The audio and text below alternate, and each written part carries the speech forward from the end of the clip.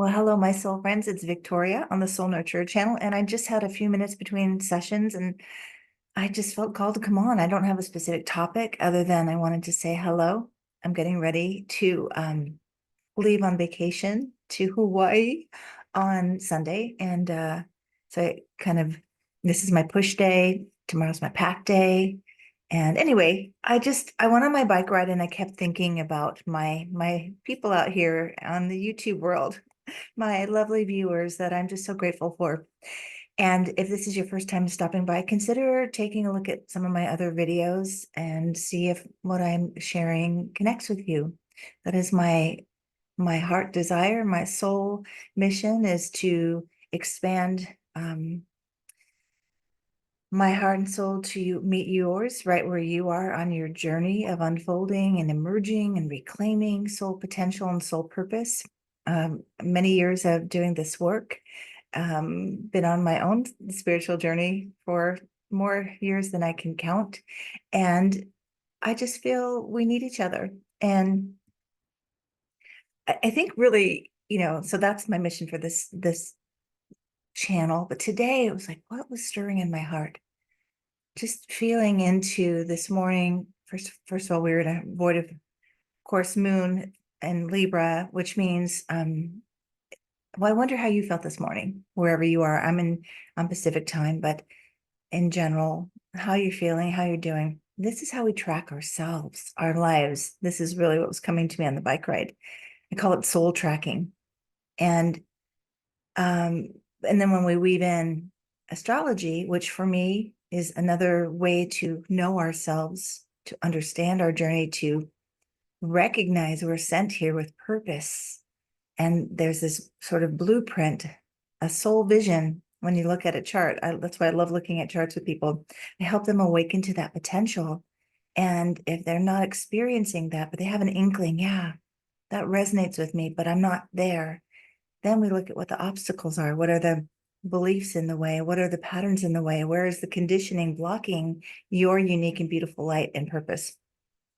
So, being in a void of moon course, it's kind of like until it goes into Scorpio, I think at 12:30 Pacific time today, somewhere around there. It's kind of like being in a rudderless boat, like, oh, I'm floating here, I'm floating there. And you're trying to get on your task or what you're supposed to do, but you're just kind of floating. But it's a good time to float with your own awareness. Where am I? Where am I going? And so curiosity, I was on my bike ride talking to myself or receiving guidance for myself that I wanted to share with you. It's okay to float. It's okay to be in a rudderless boat. That's like daydreaming. That's like soul visioning. It's like, and this is where curiosity comes forward to support us, to be curious. And I think that, again, this channel here is for inspiration, but also to spark the curiosity about your own life and your own soul unfolding. Remember, I make that distinction where soul's having a human experience. I got that from a long time ago, philosopher Pierre Desjardins. I hope I said that right. I think that's how you say it. Anyway, he said that we are spiritual beings having a human experience, and I just reframed it to soul work, soul having a human experience, navigating both, staying connected to our soul, cultivating our soul wisdom, and also fine-tuning the human experience, paying attention to what we're telling ourselves about ourselves, our beliefs, our patterns, being curious, is this serving my highest soul potential, or is it keeping me limited and small? Trying to think of what else was coming to me on the bike ride. Really, I wanted to share too. It's important to know yourself. It's important to understand this unique and beautiful being you are. And this is how you can reclaim your potential. Like witnessing someone you love. And this, I know, my soul friends, is a hard step for many to um, fall in love with yourself in the way you would fall in love with somebody you care a lot about, to befriend yourself. And loving oneself is key, as is accepting yourself right where you are. and offering the compassion to yourself that you offer to others. And ultimately, that looks like reparenting yourself. Parents did the best they could, but if there are any missteps or ways of their parenting that made you constrict and shut down, and you were limited and didn't get to expand and blossom into your beautiful soul potential, then that's your job, right? Thank you, parents. I'll take it from here. You did the best you could. I need to do better. I've got a soul that wants to be expanded into possibilities, right? And this is the journey, my friends. I mean, I'm at an age, I've been doing this since I was a kid, being curious, reading books, trying to understand myself. This is what astrology helped me understand. And there are many other things. If astrology isn't your thing, I get it. There's the Enneagram. These are ancient ways of connecting to your soul, who God created you to be, the Enneagram. I don't know much about human design. I'm learning about it. I have a friend that is doing this and very into it. And so we're going to get together when we have time. Hello, Stephanie, if you ever watch, and compare astrology to human design. This is, and as many of us, I believe all of us come in with curiosity, but it gets shut down for various reasons. We feel judgment, we feel pushback. We feel like if we're curious about doing things a different way, then we're losing that basic need of belonging and being safe. But your soul needs you to risk all of that, to be authentic in your being and what is wanting to emerge and unfold through you. It does take risk of letting go of what you've known and who you've known or who you've been in order to be loved and safe. And this is now, I'm like, why am I going to do a video on a void of course moon? Because the imagery keeps coming. To be untethered for a little bit, to be rudderless for a little bit, to not know the ultimate destination, but knowing it's no longer where you were and who you were. Something new is emerging. I was curious always what wants to, be shared. And this is for me as much as it is for you. Because I am feeling a little like, what's next? Anybody else feeling like what's next? Have great visions. I have great soul calls, but right now it's kind of like, nothing's emerging in this moment. So I just wanted to say, I feel you out there in your various challenges and also feeling stuck, or wherever you are, whatever you're experiencing. Maybe you're rocking your life right now. Awesome. I'm just inviting you to a few things. That is to be able to be so in relationship with your soul and your own experience as you're navigating the world. We tend to just throw all our energy into the world, the external world, especially with social media. I am grateful that I'm not on it as much anymore, because it was like my energy was going there. What's everybody else doing? What do I need to say? Just need to pull back, withdraw. And sometimes this is important.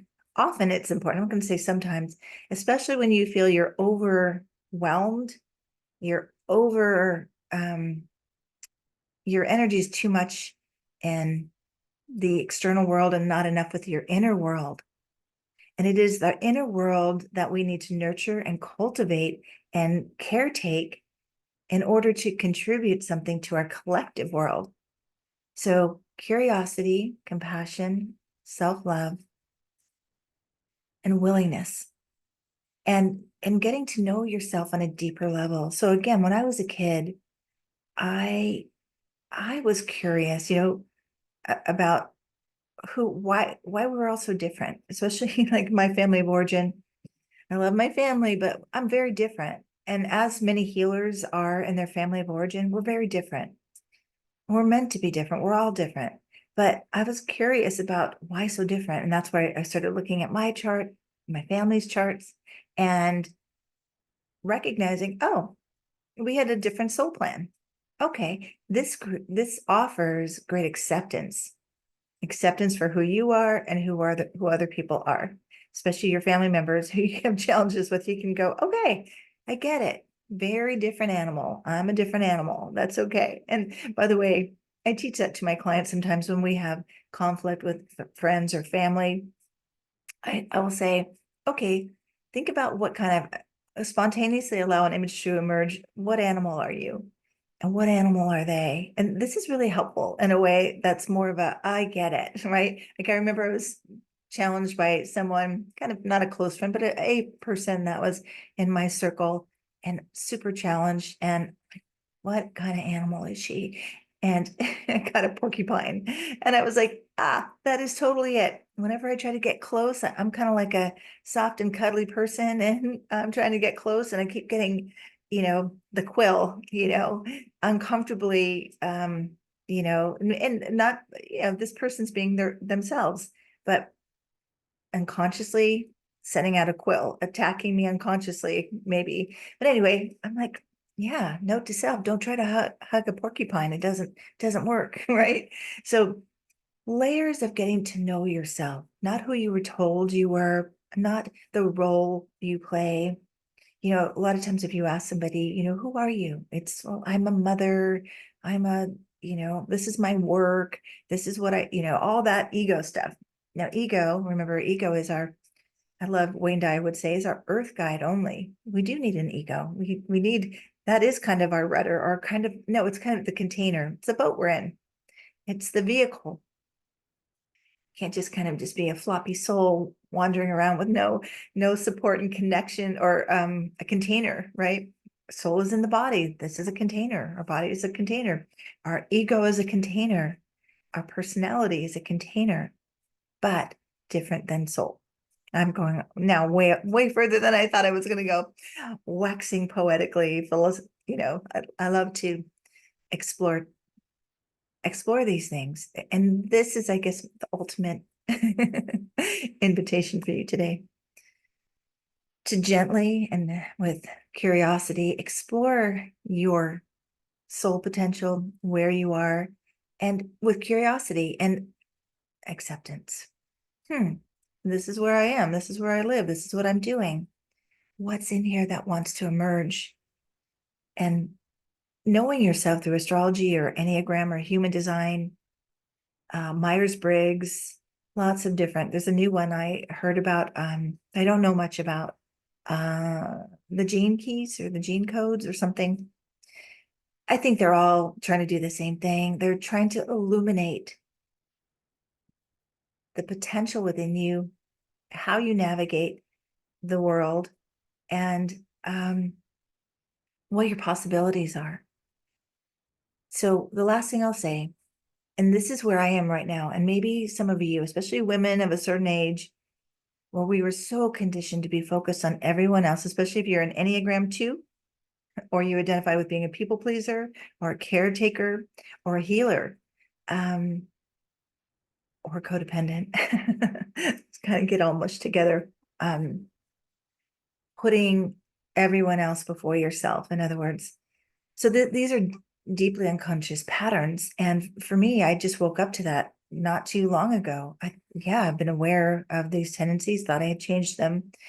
But when you're with yourself more, it gives you the opportunity to recognize how deep these patterns run. And then when you interact with others, how quickly they come back. Just boom, there they are again. Remember, most of our coping patterns and our subconscious programming is developed in order to feel safe, right? Anyway, the point is, I am getting to know myself in a deeper way, even though I've been on this journey for a long time. And I feel like that's where we all are. And it's the invitation is to cultivate and take care of this inner world that the external world is reflecting, withdrawing your projections and being curious about, what is this teaching me? What is this about for me? What am I believing about myself? Where do I have myself in a box? That keeps coming to me this year. We're supposed to get out of the box this year. Are you still in a box? What are you believing? What are you doing? One quick little transformational tool to offer you before I shift out of here. And that is, it's very simple.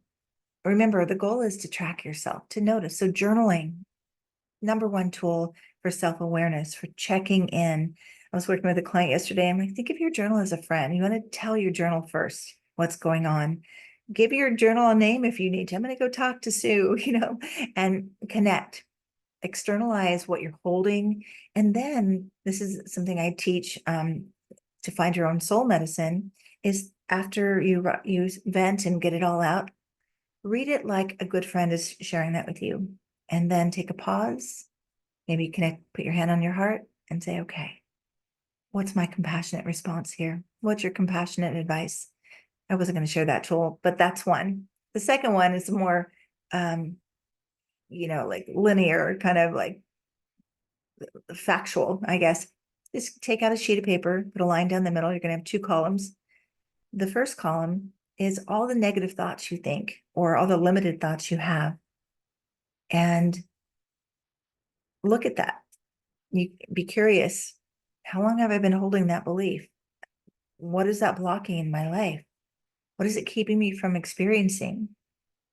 And then ask yourself with compassion and curiosity, what is the empowered belief I want to cultivate instead? So think of the left side as the disempowered belief, and the right column is your empowered belief. What you would say to a good friend, like, how we do that? You hear your friend putting themselves down and you're like, oh, let me reflect who I see you are. You're amazing. You're wonderful. You've got this. I believe in you. You know how that just flows from us to other people? That's what we need for ourselves. So that second column should be your soul wisdom pouring out with compassion to support you. And then the next step is you practice the second column.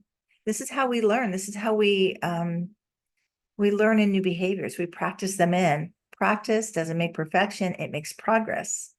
And that's what we do. We practice and say you have felt like you weren't good enough, and that's in your left column. I am good enough. And then it's curiosity. What does that look like? What would I do differently? How would I interact differently? And then you practice that every single day. When I used to meet with some clients out at our property in big expansive area in nature, and we're working with the belief, the next thing I would do, and I would invite you to do this too, is go walk. Show me your walk as knowing that you're good enough. How do you walk differently? How do you move in the world? This is key because you want to embody it. Okay. All right. Here I go on and on and on. And I was really going to be here for 5 minutes. Anyway, I hope something in all of this sort of, unfolding from my heart to yours speaks to you right where you are. Let me know if it did and what specifically you took away. And I'll be back next week from Hawaii with the new moon video. We've got a new moon in Aquarius coming up, which I'm excited about. Anyway, I just wanted to let you know you're not alone. I'm with you. I'm walking with you. My soul's walking with you. And the key is you need to walk with yourself, companion yourself, and offer yourself some of the things that I'm suggesting here. And this is our spiritual practice, taking good care of the soul that God gave us, the who we are, to emerge our potential and possibilities, and ultimately our contribution to this world that we share in order for the highest and greatest good to happen for all. Okay, so much love to you. Let me know where you're viewing from. Do comment, do like, and share a clip or the video if it speaks to you. Maybe it'll speak to someone else. And you doing that helps me and expanding my outreach to supporting others in a greater way. Okay, take good care. Until next time. Bye-bye.